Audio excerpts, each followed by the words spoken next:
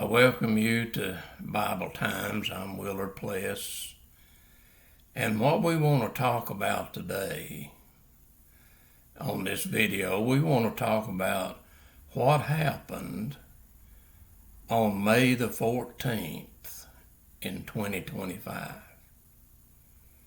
When we come to May the 14th, as we came a month or so ago, that we came to May the 14th, and I want to talk about what happened that day.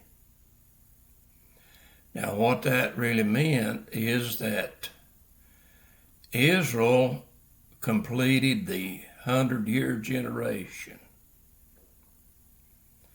In other words, that 100-year generation ended on May the 14th.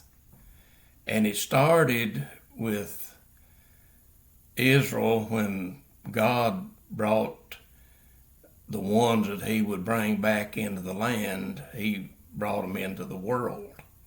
And that happened in 1924. And then in 1948, he brought them into the land. He brought them back in the land. And they were 24 years old. And then 70 years later, they celebrated the 70 years of being back in the land, and this is when President Trump showed up and done what he done. And then they started the time afterwards for 6 years. And when they come to the end of the 6th year, that the 100-year generation, and that was on May the 14th, 2025. See, we have to look at what happens with Israel, because they're the time clock for the world. God brought them back, and he restored the kingdom to them. He took the kingdom away when Rome took them down in 70 A.D. And he gave it to other nations and the church. He told disciples there in Matthew chapter 16 that he was giving them the keys to the kingdom of heaven. And see, the church and the nation that the church was in and operating in, that God put the kingdom with the nation as well. And America became that as well. And I know we've kind of talked about all of this, but here today we want to talk a little bit here. And when May the 14th comes, see, that 100-year generation ended. And all the Bible signs were fulfilled. In other words, they have come to be seen. They're not finished yet, but they all have come to be seen.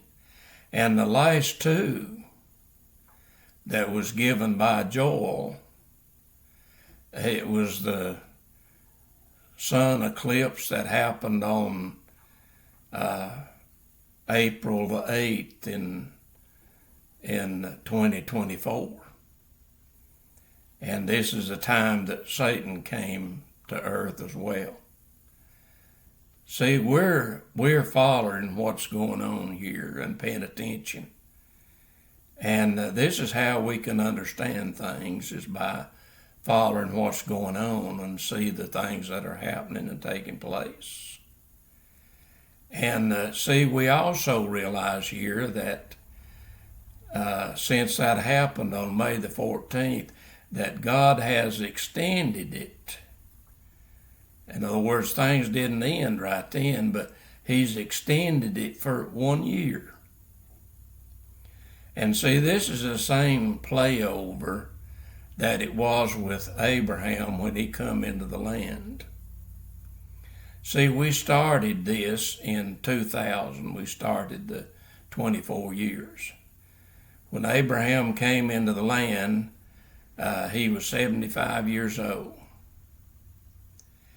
And then he began to walk in the flesh, not listening to God, but listening to the flesh for 24 years.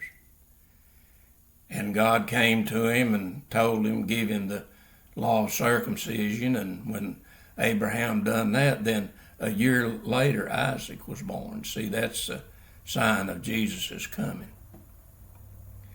And it also happened with Jacob.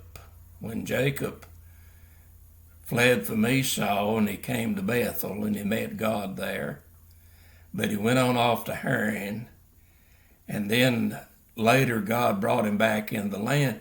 And when Jacob came back to Bethel, when he got back to Bethel, see, this is repentance.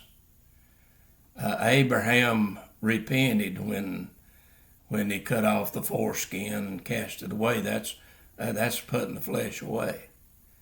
And Jacob had to do the same thing, and so he repented and came back to Bethel.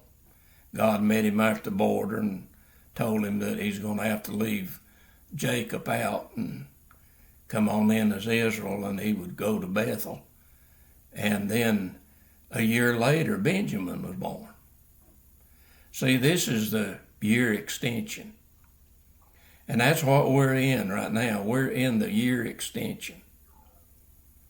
This happened on May the 14th in 2025. And now we're in the year of extension. And see, at the end of this is when Jesus will return. And he will return as Benjamin, like Benjamin. See, Benjamin became a great warrior. As you study about Jacob and Benjamin, see, Benjamin is a type of Jesus' second coming to Israel. The first time he came as a lamb, like Isaac, that Abraham took him to offer him as a sacrifice. See, that's a picture of Jesus' first coming to Israel. And he came to them and the first time as a baby and walked here for 33 and a half years. Especially the last 3.5 years is very important, and we definitely need to learn about that. 3.5 years plays over and over and over too, also. And we need to learn these things. So we're in the year extension when we come to March the 19th. This millennial will end. See, it's been extended a year. And when March the 14th comes, or March the 19th, especially by May the 14th, that all of this will be done. The world will be cleansed, and all the evil will be in the lake of fire, and Jesus will be leading in the 7th millennial, and the saints will be in control then. And so all this is going to be done. By the time we come to, we can say May the 14th in 2026 year, all of this is going to be done. There's the 7th millennial has already begun. And Jesus is sitting on the throne, and he's the leader. And the saints are the ones that are in control and leadership of the world. That all the evil people of the world have been taken away. See, when they put Jesus to death, the evil world thought they had conquered and done away with with that, but they didn't. They didn't conquer it. They just pushed it back for the years and for the 2,000 years. And we're looking at all this. And see, we need to understand what's going on. And also on May the 14th in 2025, that Jesus chose the 144,000 Jews that he will meet with when he comes. He will meet with them there on Mount Zion. We know that between now and March the 19th, that the resurrection is going to take place in here. We can't know the day or the hour, we know that, but we can know the time and the season. So we know when we come to September that there's going to be a big financial clash in the world, that the financial world's going to crash. And then we know by November the 22nd, see, this is the same month that they crucified Jesus. This will be the month that they will turn the Messiah, the Prince, down. This is President Trump, that Israel will cut him off. And Daniel talked about that in the 9th chapter of his book, in verse 26. You can go there. And by January the 6th, see, this is when they're going to flood Jerusalem, just like they flooded Capitol Hill back on January the 6th in 2021. They're going to flood Jerusalem, and when Jerusalem is flooded, and this is when the Battle of Armageddon comes to, we know that we're seeing the plagues that Revelation 15 and 16 gives us, talking about the 7 angels with the 7 bowls of the wrath of God. We see this being taking place right now in this world.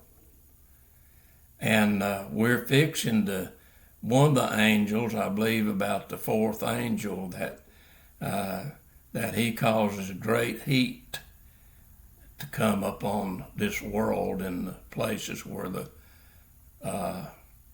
the beast, his stronghold, is, especially in Washington, D.C. and New York City.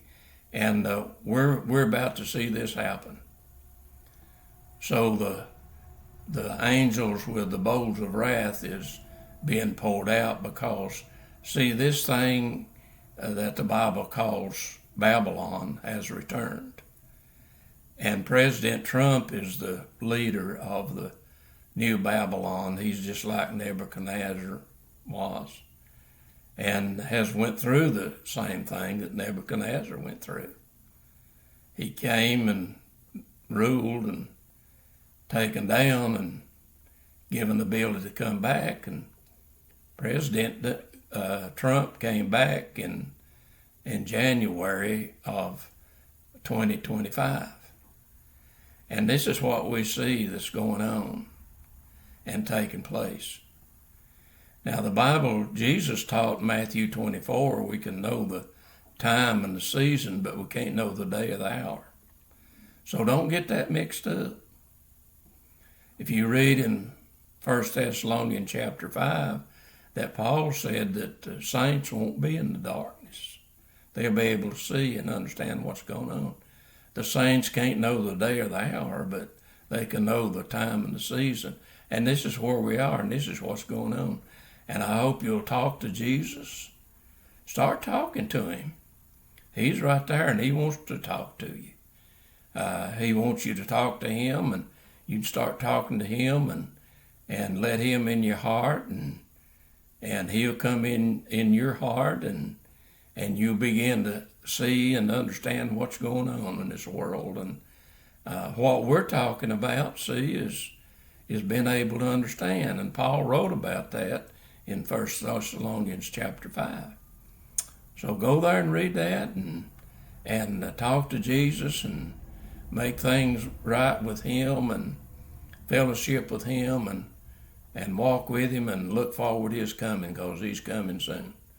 So God bless you, and you have a great day.